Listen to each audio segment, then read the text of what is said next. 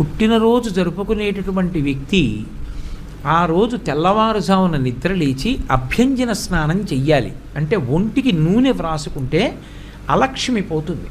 ఆ నూనె అలదుకొని తలస్నానం చేస్తారు.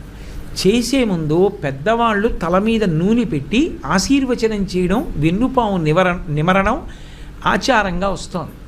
ఆ స్నానం చేసిన తరువాత ఇష్టదేవతని ఆరాధన చెయ్యాలి. ఇంట్లో కులదైవం ఇష్టదైవం ఉంటారు. ఆ కులదైవాన్ని ఇష్టదైవాన్ని ఆరాధన చెయ్యాలి. చేసిన తరువాత ఆవు పాలలో బెల్లం ముక్క, నల్ల నువ్వులు ఈ మూడు కలిపినటువంటి పదార్థాన్ని మౌనంగా తూర్పు దిక్కుకు తిరిగి కూర్చుని 3 మార్లు చేతిలో ఆచమనం చేస్తే ఎలా తింటామో అలా 3 మార్లు వేసుకుని లోపలికి పుచ్చుకోవాలి. పుచ్చుకున్న తర్వాత 7 చిరంజీవులు ఉంటారు. అశ్వత్థామ, బలి, వ్యాసుడు, హనుమంతుడు, విభీషణుడు, కృపాచార్యుడు, పరశురాముడు. తల్లిదండ్రులకు నమస్కారం చేయి, పెద్దలకి నమస్కారం చేయి.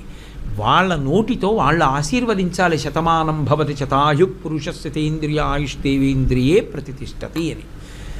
దీపాన్ని గౌరవించు, దీపం వెలిగించు. దీపం దగ్గర మట్టు మీద ఓ అక్షతలో పువ్వో వేసి నమస్కారం చెయ్యి. అది నీ ఇంట కాంతి నింపుతుంది, నీ జీవితాన్ని నిలబెడుతుంది. ఈ పెద్దలకి నమస్కారం చెయ్యి.